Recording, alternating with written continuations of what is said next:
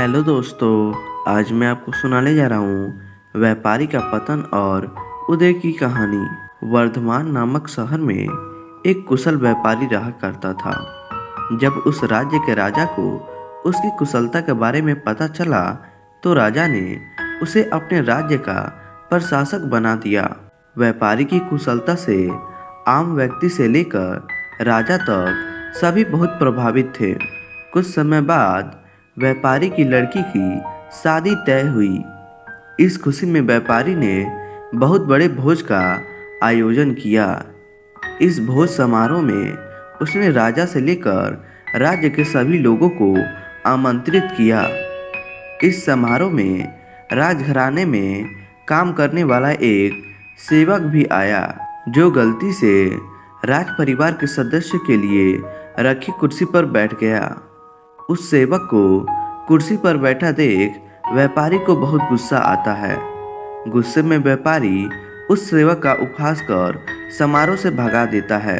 इससे सेवक को शर्मिंदगी महसूस होती है और वह व्यापारी को सबक सिखाने की ठान लेता है।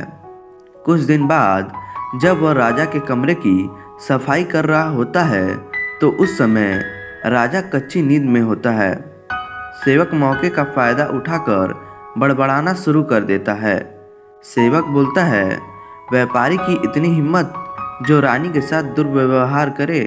यह सुनकर राजा नींद से उठ जाता है और सेवक को कहता है, क्या तुमने कभी व्यापारी को रानी के साथ दुर्व्यवहार करते हुए देखा है?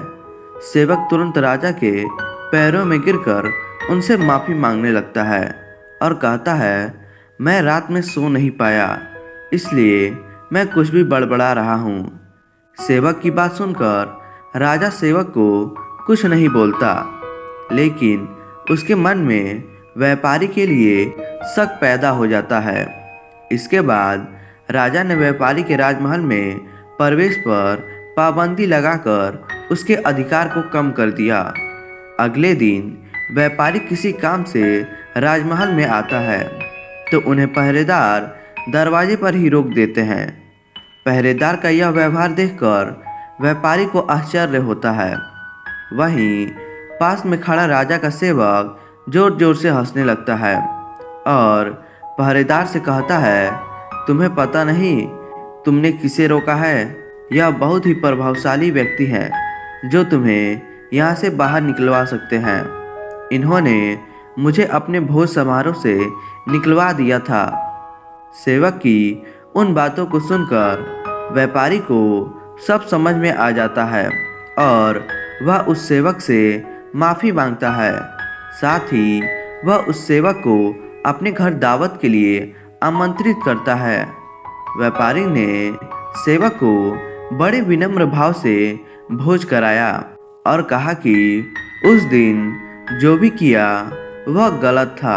व्यापारी से सम्मान पाकर सेवक खुश होता है और कहता है, आप परेशान ना हो, राजा से खोया हुआ सम्मान आपको जल्दी वापस दिलाऊंगा। उसके अगले दिन राजा जब कच्ची नींद में होता है तो सेवक कमरे की सफाई करते हुए फिर से बड़बड़ाने लगता है और कहता है, हे भगवान, हमारे राजा इतने भूखे होते हैं कि गुसल खाने में स्नान करते हुए खीर खाते रहते हैं। इस बात को सुनकर राजा नींद से उठकर सेवक से क्रोध में कहते हैं, मूर्ख सेवक, तुम्हारी इतनी हिम्मत कि तुम मेरे बारे में ऐसी बात करो।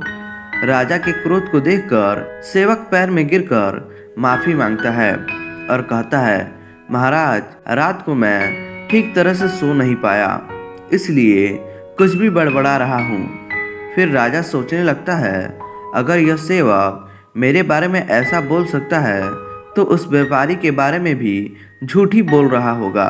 अगले ही दिन राजा ने व्यापारी को महल में बुलवाया और उन्हें उनसे छीने हुए सभी अधिकार वापस दे दिए। तो दोस्तों, इस कहानी से हमें यह सीख मिलती है कि किसी को छोटा समझकर उनका मजाक नहीं उड़ाना चाहिए, सभी का सम्मान करना चाहिए। किसी को नीचा दिखाने से एक दिन खुद भी अपमान का सामना करना पड़ता है। तो दोस्तों, आशा करते हैं ये कहानी आपको पसंद आई होगी। तो आप इसे लाइक करें और हमारे चैनल को सब्सक्राइब करें। धन्यवाद।